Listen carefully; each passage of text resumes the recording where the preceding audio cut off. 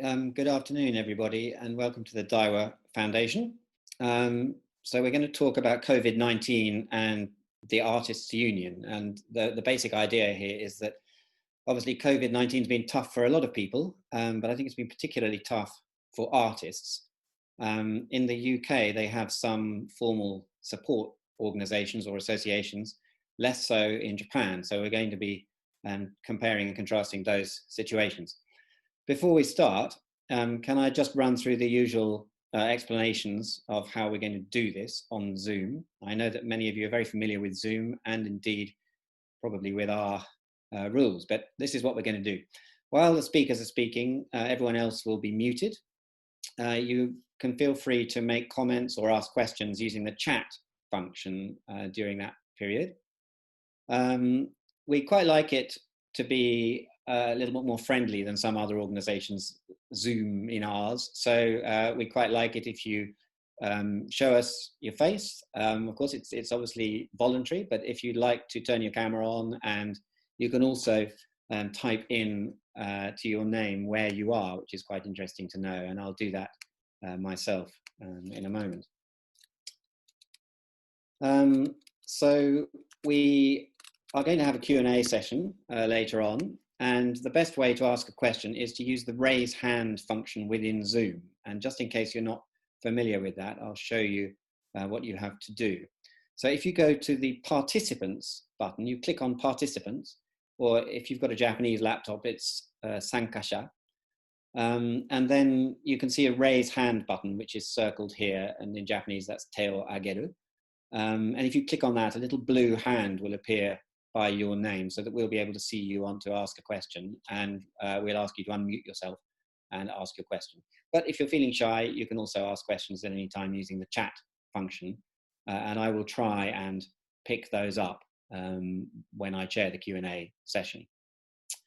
I think I've covered most of this slide, but do feel free to use the feedback icons, or in Japanese, hanno, and you can click on things like thumbs up if you like what's being said or a comment that somebody makes. So we've got a cast of thousands today, so I better get off the screen quickly. We have 4 speakers, all of whom are actually in the UK, either in London or Cambridge, which is where I am, and I'll just briefly introduce them. So first of all, Yoi Kawakubo, and apparently he pronounces it Joy because he's born in Spain, works primarily in London and Tokyo as an artist. And his relevance to this discussion is particularly strong because he's working to try to set up an association for Japanese artists to fulfill the functions of a trade union type of organization. But of course, he's been a busy practicing artist himself. And he, among many other things, he was awarded a fellowship by the Overseas Study Program of the Japanese government's Cultural Affairs Agency in 2017. And of course, his most important exhibition was actually held at the Daiwa Foundation in 2016. I'm not sure if he's even listed that on here, but we think it's I will show images later, Jason. Okay. It was a very lively exhibition because one of the artworks was a cocktail, which we consumed in some quantities at the opening. Then our second speaker is Professor Richard Hyman, who is an expert on industrial relations and trade unions. He's Emeritus Professor at LSE, where my daughter just started this week. And he's founding editor of the European Journal of Industrial Relations and has written widely about trade unionism. Moving on to the next speaker, Julie Lomax is CEO of AN, the Artists Information Company. And she previously was in a number of arts kind of administration posts, like Director of Visual Arts London for the Arts Council England. She then became Director of Visual Arts for the Australia Council for the Arts, and has worked also as Director of Development at the Liverpool Biennial. And our fourth speaker is Zita Holbourne. So she is actually joint chair of the Artists Union England, so highly relevant to this discussion.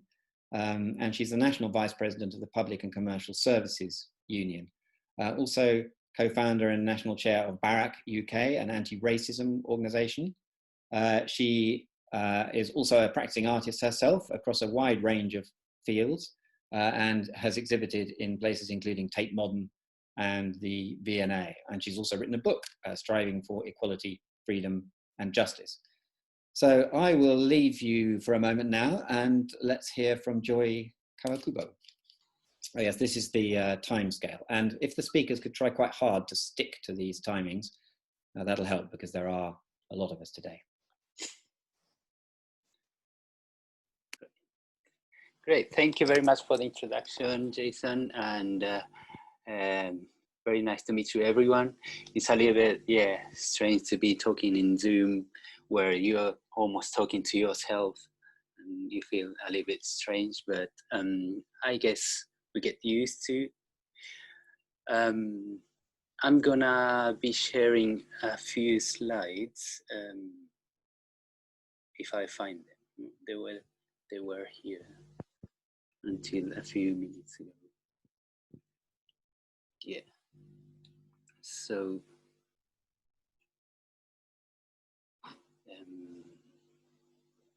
Zoom, share, and PowerPoint. Yeah.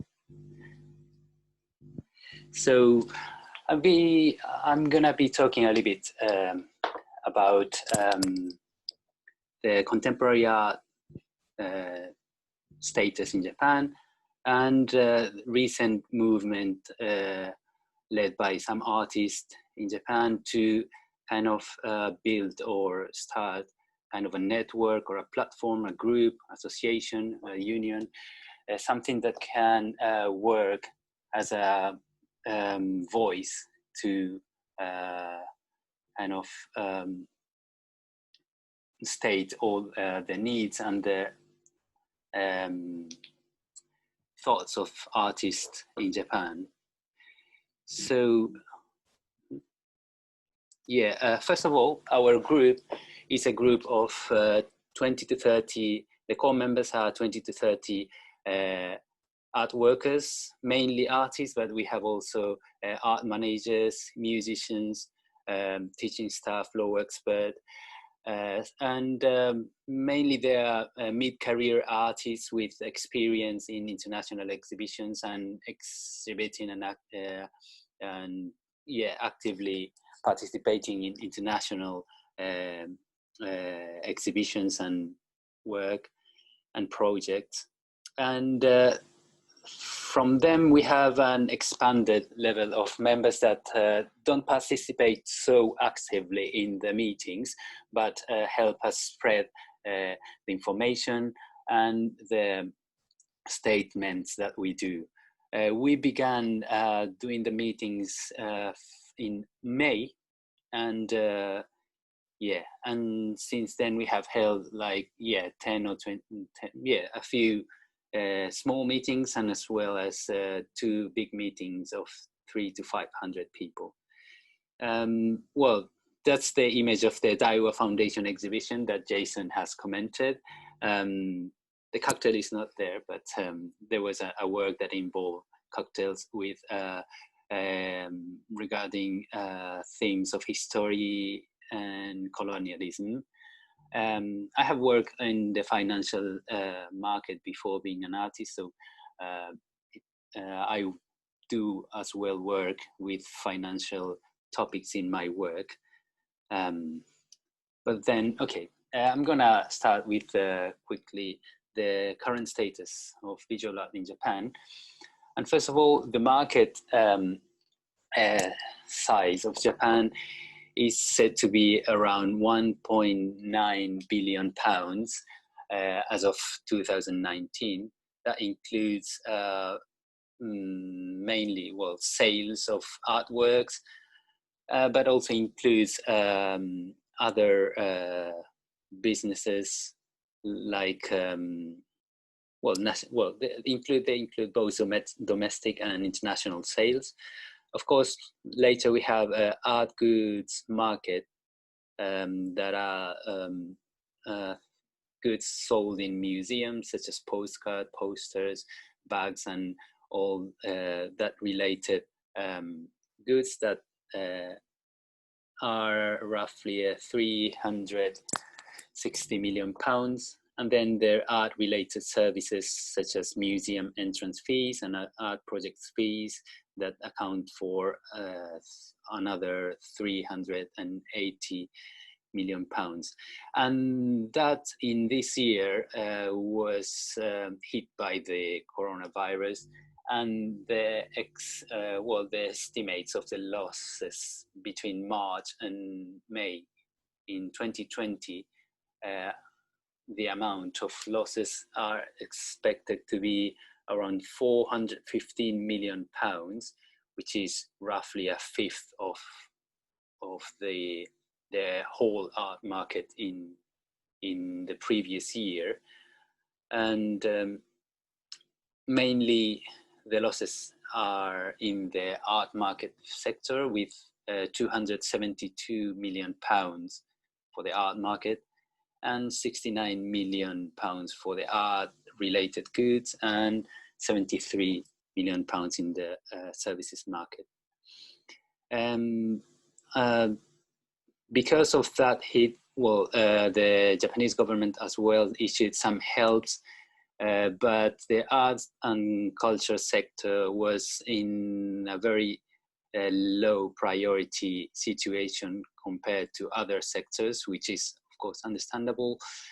But as well, the awareness towards the need of help was quite low, and it is said because of the reasons of this low awareness is because of some specific factors of the sector, and there's been not much voicing from the artists themselves.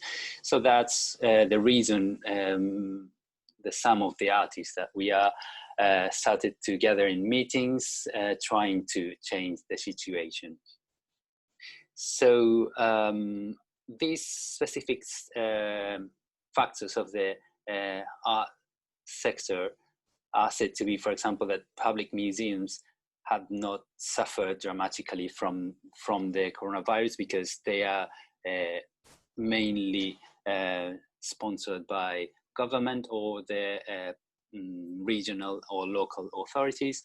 And of course, there is a difference in the economic timescale of the sector with a slower money flow. So some artists receive the payments of their projects half a year later, or perhaps sometimes even a year later. So these economic hit kind of damage by the sector is felt later on probably. And of course there is the tendency of artists to work alone, because of almost like by definition, the traditional artist is a painter or a sculptor that works in his studio and doesn't like to do the same as other people do, and etc. And the other factor is a little bit more social, is that artists were already in a semi-permanent precarious situation.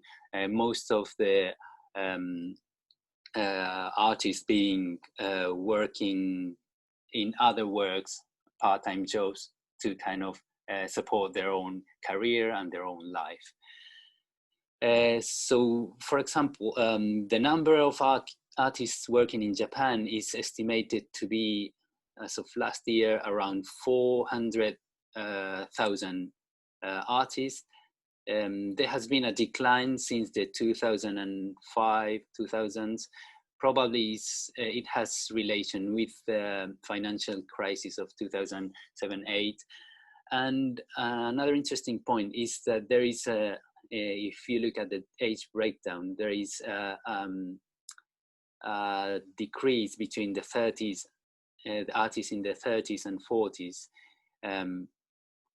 that points at the need for funding targeted to younger or mid-career artists that are struggling to kind of keep on with their part-time jobs and their artistic practices.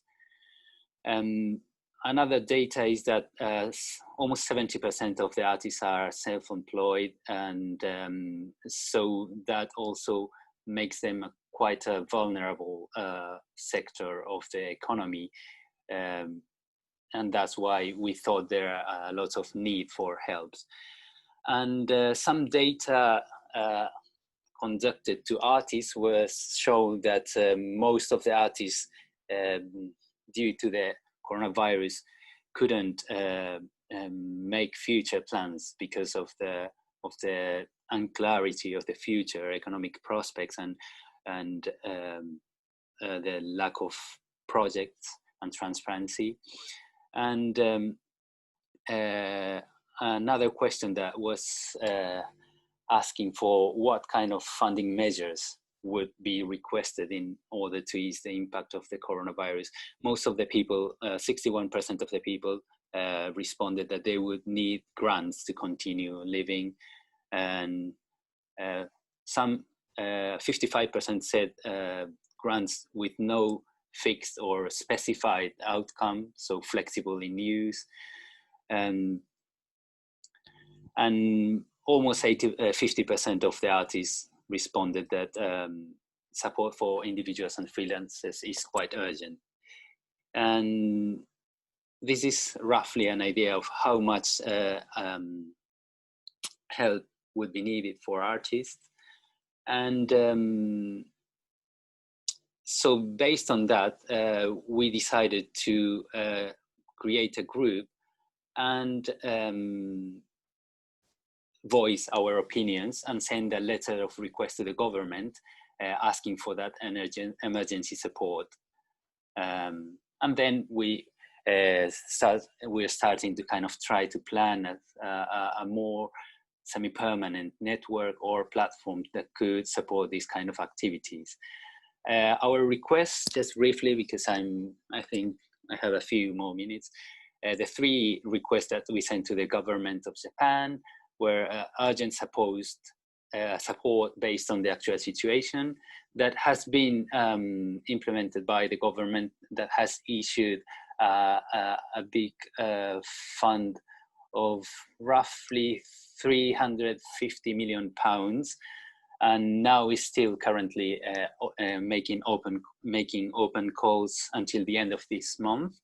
And then the second request that we did was asking for an improvement of the conditions in the visual art sectors to prepare for future emergencies. And the third one is a little bit longer term, and we ask for an inclusive or participative decision-making process where artists can also be participating in the creation of cultural policy, which actually the presence of artists is almost nil in the sector. And we send the letters to the Japanese government with 5,000 signatures that we gather in a few days. And surprisingly, we haven't received any response from the Japanese, from any of the ministers, but we hope to continue this movement and establish kind of a group that can work in this kind of activities to ameliorate this situation and try to create a better condition of working for artists that are not directly linked to economic output like the current government is establishing. Yes.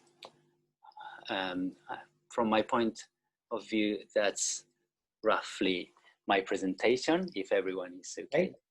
Thank you very much. Thank you very much indeed, Joy. So let's move on to Professor Richard Hyman.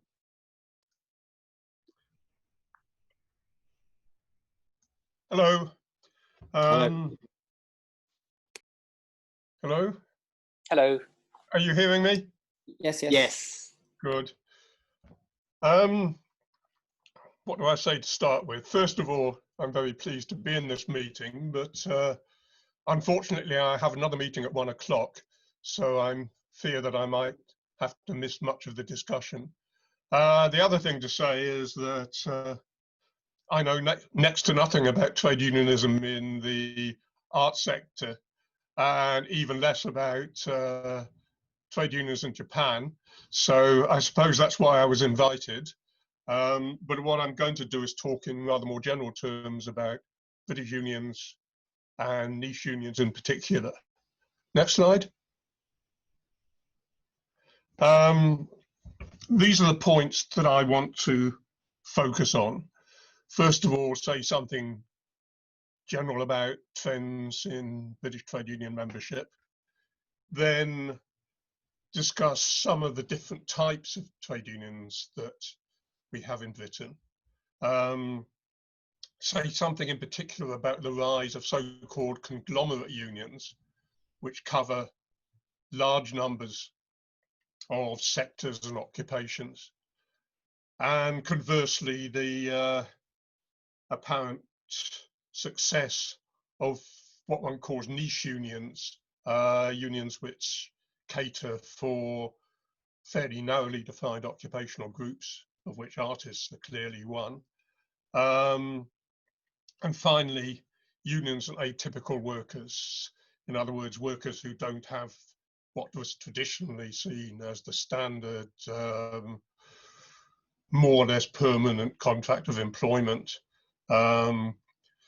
something which is increasingly uncommon. Most workers today have much more precarious contracts.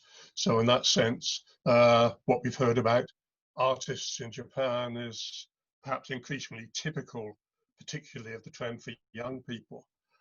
And I raise the question back to the future, and I'll explain what I mean by that when I get to that slide. Next, please.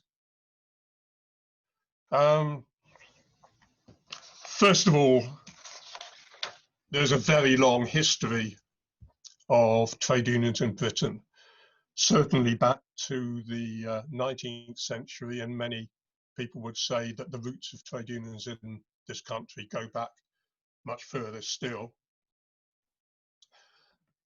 And if one looks at the history, there was a long period of growth, a shorter period of significant decline, and now perhaps a period of stability. And if we see the next slide, it shows some of the patterns over time.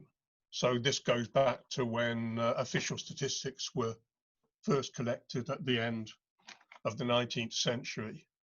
A gradual increase, which then became a very big jump in union membership around the First World War, a decline during the Great Depression, then a more or less continuous increase up until around 1980, when, as we know, the Thatcher government came in, which changed the laws in radical ways, which made things much more difficult for trade unions.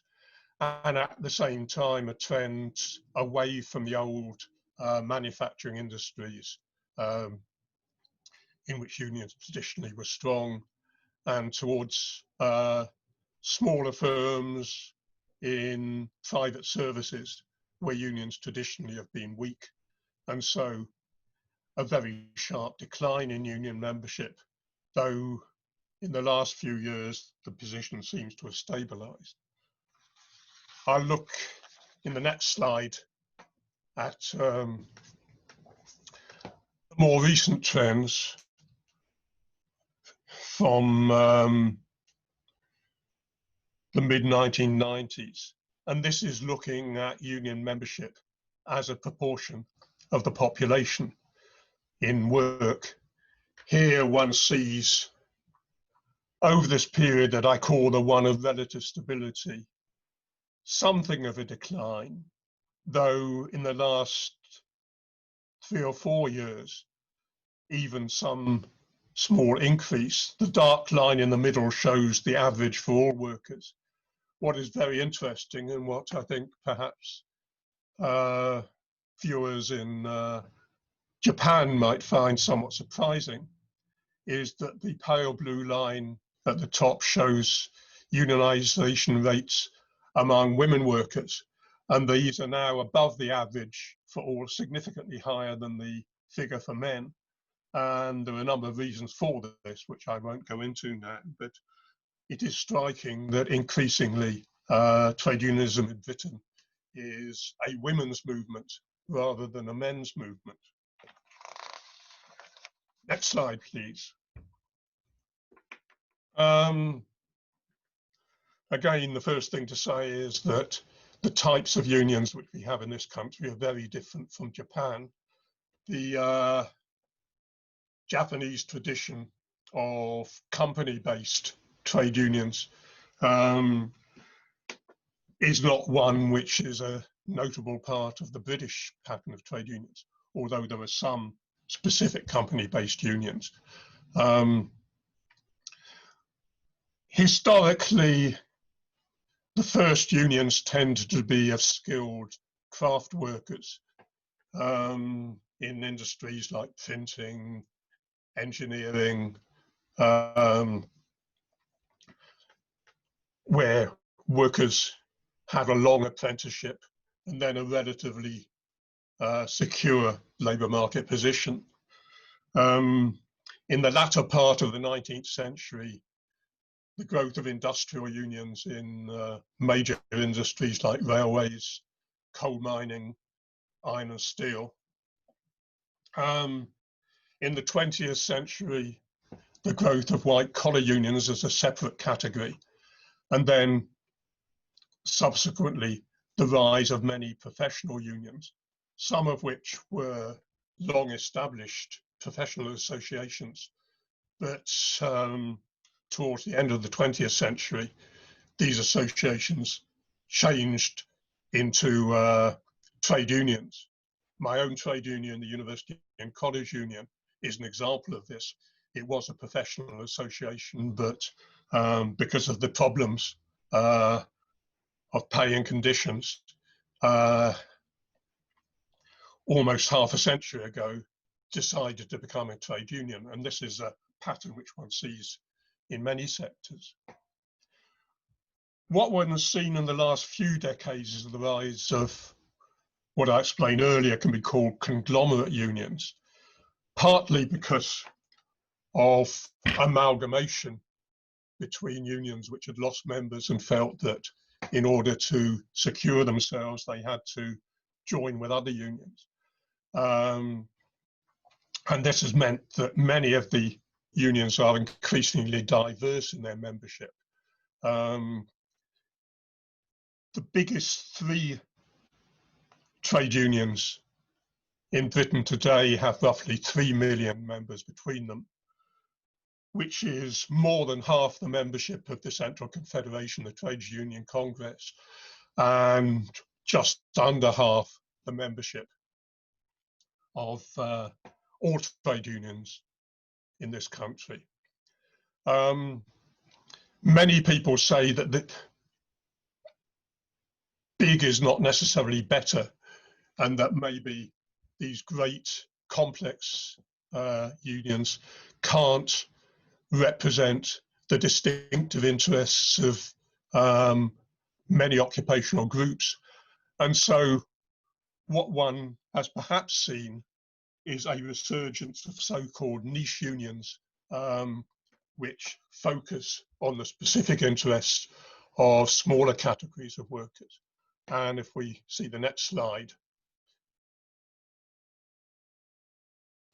this, I've taken these figures from the most recent official report on trade union membership.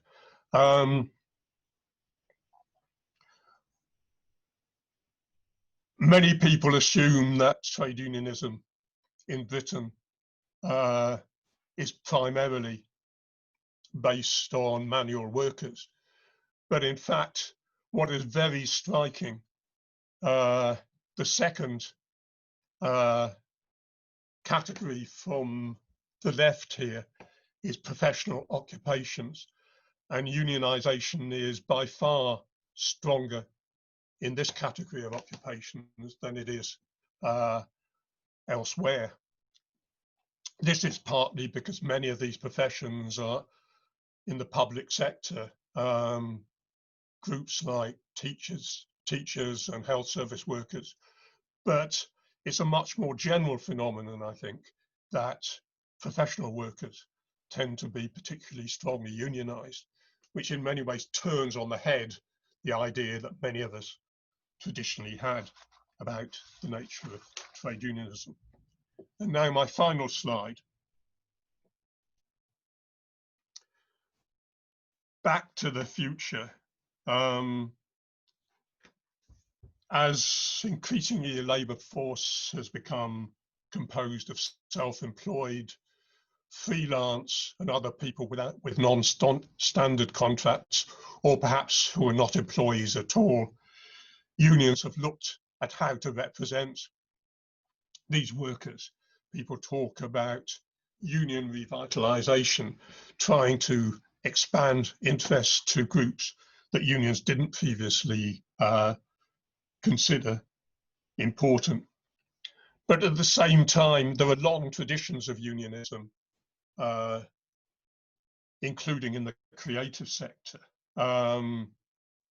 If we look at groups like actors with their union equity, the musicians union, the union in broadcasting and theatres and so on. And to some extent, one could say the journalists fall into the same category. These are all fairly large unions, which in many cases can trace their roots back to the 19th century. So there is a long tradition of unions in the creative sectors. What is very interesting is that very often the way in which they represent workers is through what Beatrice and Sidney Webb at the end of the 19th century called the method of mutual insurance, the old-fashioned way in which workers joined together primarily to provide collective support for individual needs, legal support, advice, training and other forms of career progression, rather than focusing on collective bargaining, which in more recent times has been seen as the bread and butter of trade union action. And in many ways, the attempts to build unionism in the art sector could be seen as one way of drawing on this long tradition, and so, in a sense, back to the future. And if I can give one example, not from the creative sector, but perhaps the most successful trade union in Britain in recent times, an organisation of pharmacists who faced the risk of being sued for damages if they got a prescription wrong. And less than 10 years ago, they joined together to create what they called a defence association, which has since then become a trade union and which now has over 30,000 members, which is a remarkable progression in a very few years, and has recently challenged the big pharmacy chains and won collective bargaining rights. So I think it's useful to end with a hopeful success story. And I very much hope that in your sector too, it may be possible to emulate at least some of this success. Thank you very much. Great. Well, thank you very much indeed, Richard. So let's go on and see what's happening in the arts sector with Julie.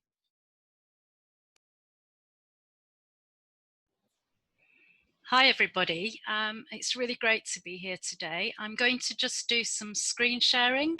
So I've got a presentation, and what I can say as well with the screen share and the presentation, I'm very happy for it to be made available to everybody.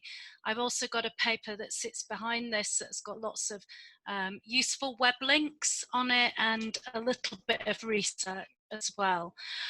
So I'm the CEO of AN, the Artists Information Company, and we are what is known as an artists association. So we're not a union, we are a membership organisation, and we provide professional support and services to visual arts, and we have over 20,000 members.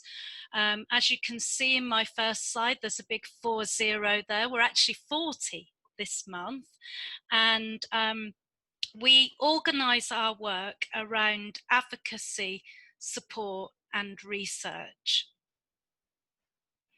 So here is a couple of images of one of the the very first artist newsletter, and one a year later in 1981. So as I've said, we were 40 this year. Artist newsletter, so the ANN in AN, the Artists Information Company, it actually stands for Artist Newsletter. And Artist Newsletter was the original format that AN took. So a group of artists in Sunderland were approached by the local funding body at the time, and were asked to provide a service, an information service for other artists, and hence Artist Newsletter was born.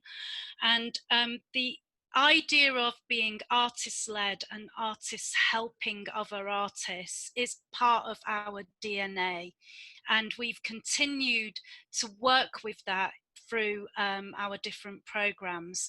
And in terms of celebrating the 40th anniversary, it got a little bit put on hold because of COVID-19. However, one of the big pieces of work that we have done is we've gone back into the archive, and we are celebrating not just the archive, but also what does it mean to be an artist now. So our big program for the anniversary, which actually starts now in December and will run through till next year, celebrates Artist Newsletter, but also asks artists to devise actions. What does it mean to be an artist now? We are part of the International Artists Association, so the International Association of Art, IAA or IAIAP as it's known. And this is an NGO, so a non-governmental organisation, and working in partnership with UNESCO.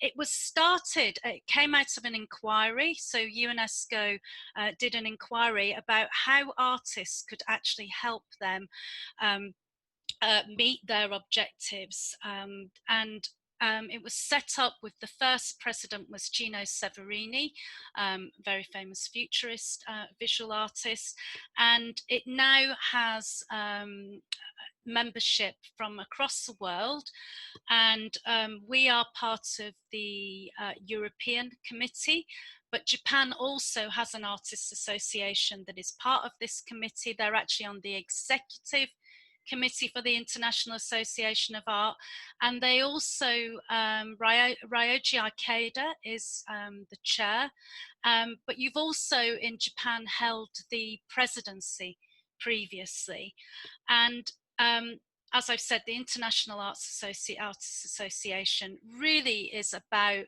the rights of artists and also improving the economic and social position of artists, and to defend their material and moral rights.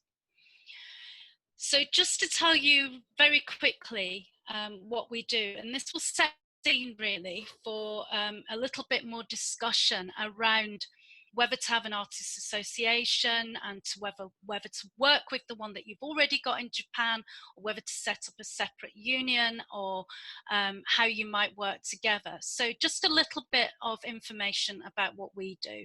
So in terms of research, campaigning and advocacy, we work with our partners to produce research. So there's an image there of the livelihoods of visual artists. We did this actually in partnership with the Artists Union and many other partners. We also work on campaigns. So we have our Paying Artists campaign. We're part of something called the Visual Arts Alliance. So we work with other sector support organisations for visual arts in the UK. We are working with DAX. So DAX is our copyright agency for visual arts in the UK. So it's the collecting agency. So we're working with them on a manifesto for artists. And then we are on many different groups. So we participate in the Creative Industry Federation, EU and international group, and we also participate in government working groups. We are currently working with DCMS, and also we're on a working group for the social mobility task force. As I said, we have a long-term campaign. We did some research in 2016 that found that 71% of artists who were having exhibitions in publicly funded organisations were not being paid properly, or as Joy said in his presentation, being paid extremely late. And so we worked with partners, and we got together a paying artists campaign. We surveyed the sector, and we have managed to, through the campaign, produce an exhibition payment guide, which is due to be renewed in this year, and also to work with funders and policymakers to ensure that public sector organisations are paying artists. There is another element to this work which will come online next year, but we are going to be publishing research that we've done into commissioning, artists working in education settings and other settings. So that work will come online. But our Paying Artists campaign has been really successful, and it has changed the way that Arts Council England monitors its organisations. And it was done in the spirit of collaboration, and it's worked really well. But there are more stages to go in this Paying Artists campaign. As I've said, some of our programmes, all of our programmes are about artists helping other artists. And we have a programme called Assembly, and this is, again, artist run. We appoint a lead artist in a locality, and they get together, they develop a programme to enable artists to come together, discuss concerns or share good practice, but also to then involve other artists from across the country. And we've had some requests to take this programme as well, international. We are also working on locality. So because we're quite a big organisation, 20,000 members, we can't have, in a sense, a central programme. And so what we're doing now is we're working on artist networks and working in different localities, so that we then operate and can provide funding, but also knowledge, support and expertise to set up these local artist networks. We do talks and events. This is an event called Mind the Gap, and it's about women artists and how they keep up their profile when they're taking gap years for caring responsibilities. And we also have an artists council, and we have an artists as leader programme. And on the left there is Lucy, she's our current CLAW fellow, and Antonio on the right is on our Artists Council. And we are, through our Artists Council and through our CLAW leadership work, we are training artists to be leaders in their localities and in their communities of interest and in their sectors. And what is really important as well is we do give funds to Artists Council to test and try out new ideas, and we've got a huge programme of work at the moment called Artists Make Change, which is being run by our Artists Council. And the Paying Artists campaign came out of Artists Council as well. So I've been asked to talk a little bit about Covid-19 and the effects that it's had on artists and how we responded to it. And as you can see, the type of work that we've done before put us in a very, very good position to actually respond very quickly to Covid-19. So as Joy indicated in his presentation, artists have been long asked to navigate and shapeshift through complex sets of structures, relationships and arrangements that are both global and local, often for little to no pay. And what starts in the studio as a mostly solo creative practice is reliant on a thriving visual arts sector, audiences, relationships and connections. And when these break down, so does the ability to sustain creative practice. And I think it's fair to say that you know, the art world that we knew has broken down in different parts, and Joy very, you know, beautifully illustrated that with his charts. So we went very early to survey our members, so between 19th and the 24th of March this year, and we went out and asked our members how COVID-19 was impacting their lives, their incomes, and we had just over 4,000 returns. What you have to realise at this point, the social distancing measures had come in the UK, but it was way before full lockdown. And as we can see, 93% reported that that they or their practice and careers were effective. 96% experienced an immediate impact on their income, and 82% had work cancelled. And I had artists report that, you know, they lost, you know, over £10,000 overnight, and £8,000 overnight, and this was with social distancing. So on the back of that report, we were then able to negotiate funding, hardship funds for artists. And so by the end of this financial year, we will have distributed around £2 million in funds to artists and freelancers working in the visual arts sector. And this was a public-private partnership, so we worked with Arts Council England and the Freelance Foundation, and also we repurposed our artist bursary fund into hardship funds in this year. We were also able to help the Art Technicians Fund and help them to distribute money to technicians, and as we know, a lot of art technicians are also artists themselves. So just really to round up some of the work that we have been doing, I also did a little bit of research around Japan and the conditions, and I think Joy has really set them out in his presentation, but also thinking about how organisations work together here in the UK. So what was interesting about my research into Japan is that you share some of the same conditions for visual artists as the UK. So you have an art market. It's much smaller, but actually had been growing over the last 3 years. There's been steady growth in the art market. The visual arts sector is made up of public and private partnerships, whether these are local or whether they are completely private.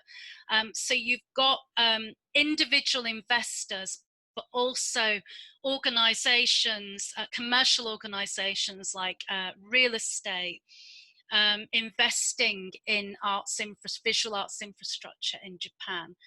Arts is also increasingly being used as a tool for regeneration, especially in different localities. There's also the expansion of museums' remits. So rather than them being places that people go to visit, there's been some changes around their remit and the way that they engage with their audiences. So again, artists are now finding themselves working in communities, either through regeneration or that expansion of what is notionally education, arts education. You have patronage models You also have the rise of superstar curators and superstar artists across the world. In terms of high net worth individuals, you are third in the world, and they are buying art, but they're not buying Japanese art generally. And you've also got a history of guilds, which also link, of course, in the UK back, you can trace those back to trade unions. So you've got a set of complexity and conditions that we have here in the UK, and focused as well around the capitals, but also out into different localities. And so when I was thinking about this, and I was thinking about AN, there's often been calls in AN's history for us to unionize. And I started to think about, and I've been with the organisation 2 years. However, I've known the organisation since 1984, when I used to get Artist Newsletter when I was at college studying fine art. And what I realised actually is what really visual artists need is they need a collection agency. Your copyright agencies are very complicated in Japan. We've got one strong collecting agency, DAX, and I know somebody is here today in the audience who may want to ask a question about that. We have a strong artists association. I can say that because I think AN is a very strong artists association. And we also have a strong artists union. And we all perform a different role. So obviously a collecting agency protects artists through collecting what they are owed through either copyright, resale royalties, and also they can campaign for new elements of what artists should be due and what they should collect on their behalf. As an artists association, what we do is we ensure that our artists are market ready. So we engage with the market, and the market can be anything from a small community project through to the commercial sector. So we are providing practical tools like insurance, contracts, daily rate calculators, some of those more pastoral tools like mentoring, and also coaching. And then we provide professional development resources, networking, talks, events, etc. So we're here really to ensure that our artists are ready to engage in that market and feel confident that they can engage in the market. And I'm going to not say a lot about what a union does, because obviously that is the next talk. But unions, as Richard said, are really there also to provide support, but I feel like it's a different type of support to what we do, which is to get our artists market ready and confident to be able to work in those markets and to be able to network with people in those markets. That's where I'd like to leave it today. Great. Okay, well, thank you very much indeed, Julie. So let's go on and hear much more about the union role from Zita Holbourne.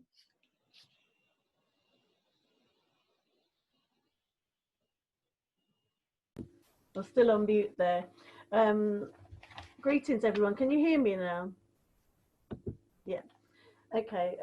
Well, good afternoon, everyone, and thanks very much to the organisers for giving me the opportunity to speak at this event and to you today about Artists Union England. I'm a lifelong trade unionist, so I root for trade unions. I've been in a number of trade unions over the years, starting with the Students' Union, and then the GPMU, which was the Graphic, Print and Media Trade Union, the Public and Commercial Services Union, which was mentioned in the introduction, which I'm not really going to speak very much about, other than to mention that the main bulk of our membership is civil servants and public sector workers in the PCS. However, we also organise all of the workers in the museums and galleries, the national museums and galleries across the UK. So, you know, we are actually organising people who work in the arts who are impacted by COVID and cuts and so on. So Artists Union England is one of the youngest and newest trade unions in the UK. We were formally launched in 2014 to represent visual and applied artists. The majority of our membership is women, made up of women, and the majority of our members are socially engaged artists. So they are working class artists who are low paid, and often they don't work full time as artists because what they earn as artists is not enough to live off. So they're often working in other low paid, precarious, temporary, part-time work. Some of them are lecturers, and most of them are not employed by an employer. So they're on temporary, part-time contracts, self-employed. The majority of our members are self-employed. So AUE was formed by a group of artists who were concerned about a lack of accountability and democratic and independent representation for artists. And as Julie's mentioned, you know, there are a range of different organisations that can support artists and represent and work with artists. And some of them are membership based, some of them are not. But we felt that we needed to be part of a trade union movement, and to have that role and remit of a trade union representing artists both individually and collectively, in terms of the issues that they face as employees or as workers, because often they're not employees in the sense we recognise it traditionally across the trade union movement. So, of course, like everybody else, artists and the arts and culture sector have been hard hit by a decade of austerity and cuts in the UK. There's also discrimination for different equality groups that is encountered in the arts and culture sector in the UK.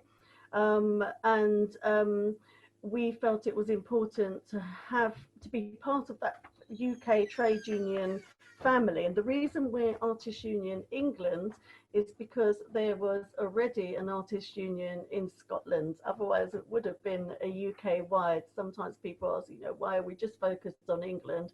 So that wasn't out of choice, but because we couldn't step on the toes of the existing trade union that was there in Scotland. So we have a rule book, we have an AGM, our representatives are elected. We don't have a general secretary, which is what most unions have. We have two chairs, and I fulfill one of those roles and one of the joint chairs of Artists Union England. So we're partly like a traditional union, but we do things slightly differently because we don't have that base of members that are located and focused in certain workplaces. So other unions would have what we call branch structures and group structures. So they would have, committees and structures set up in a particular workplace or a particular shop or a particular factory. And because our members are spread across the board, we don't have that structure. We would like to have that structure in place and working towards that. But what we do instead is we have sort of more regionally, geographically based meetups in different towns and cities or regions of the country. We focused on rates of pay. We represent people in what we call personal cases where they've got a dispute or an issue with an employer or somebody they have a contract with. We end up dealing with a lot of cases whereby somebody has reneged on a contract or are failing to pay the artist what was agreed, or changing the terms and conditions of the contract they had. And what we found is often people have this kind of informal you know, verbal arrangement that's come about, or, you know, through an email exchange, rather than having a set contract. So one of the things we do is to advise people on rates of pay, on contracts, and on how to assert their rights and to protect themselves, so these sorts of things don't happen, but to also get involved and represent them and support them and give them advice when they do experience these problems. So we're affiliated also to the General Federation of Trade Unions and the Trade Union Congress, the latter being the largest body for trade unions in the UK. So what that does is it gives us some strength and solidarity and unity across the trade union movement as part of that trade union family. And it means that our members and our representatives have access to training programs that are delivered on industrial relations, equality and other issues. There are a range of benefits. I would like to say we're not aiming to be a servicing union. Our role is to be an organising and campaigning trade union, but there are some benefits to being a member of the union: access to legal advice, insurance, which can be very useful because we have liability insurance for artists, and free legal advice. So but our role is, obviously our main focus has to be, and priority has to be, on artists and how they are impacted as workers, and on their rights. But because we are a trade union and we're a campaigning trade union, we are concerned too about equality and human rights and solidarity internationally, not just in the UK.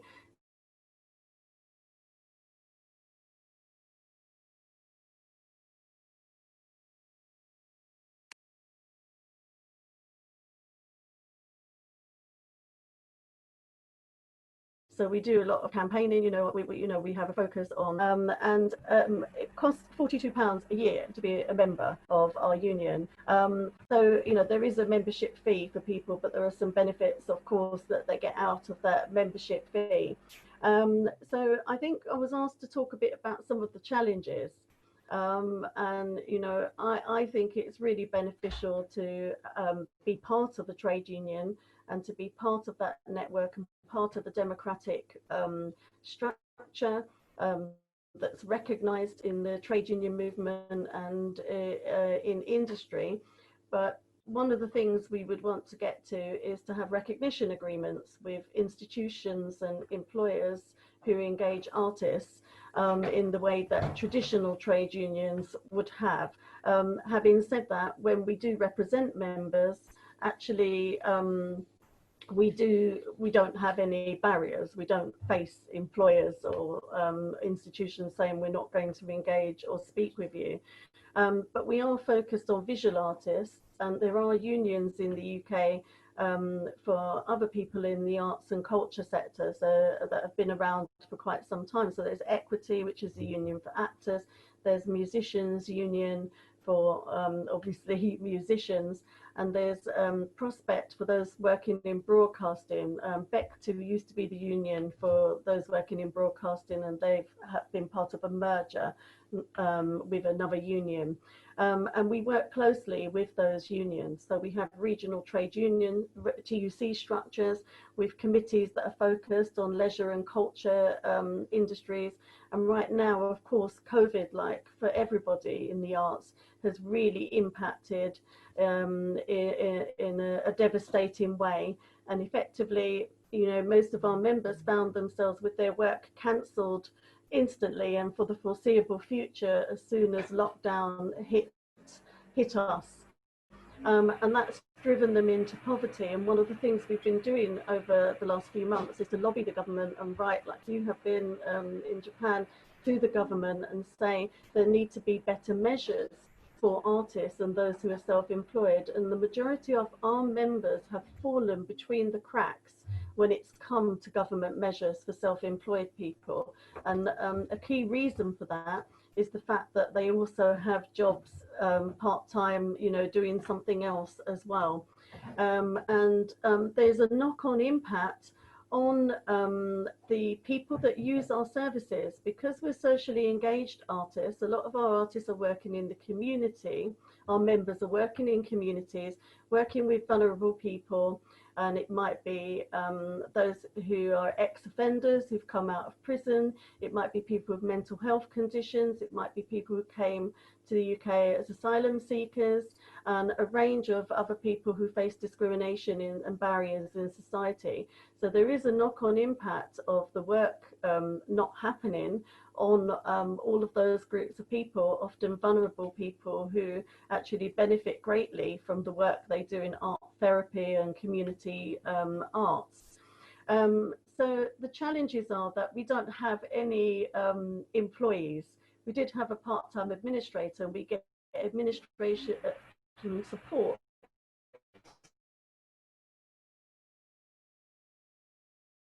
from the General Federation of Trade Unions, who gives some support to us since we were established. So unlike other unions that have a union headquarters, you know, may have regional premises, an office space and employees, we don't have that. So we're entirely run by volunteers. As I mentioned, we've got 2 chairs. We have who are elected, an elected National Executive Committee, and we also have some regionally based organisers who are out there in the communities building the membership base. But it's almost like a chicken and egg situation, that you need the larger membership base to have the income to be able to establish staff and premises and so on. But if you don't do the organising, you're not going to get that. And all of us who volunteer and run the union, we also have art practices, or we are employed by you know, another employer doing some other work as well. So we're trying to juggle and balance everything. So as a result of that, of course, it means we can't do things at the pace we might like to do them, and we've all been hit by COVID as well.